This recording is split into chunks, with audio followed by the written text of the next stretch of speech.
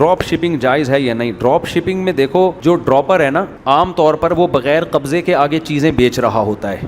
وہ جو آپشن ہوتا ہے اس میں کہ بائی ناؤ کہ ابھی خریدیں آپ, حالانکہ اس نے خود ابھی خریدا ہوتا ہی نہیں ہے, تو اس کو ہٹا کے آرڈر ناؤ کر دیں.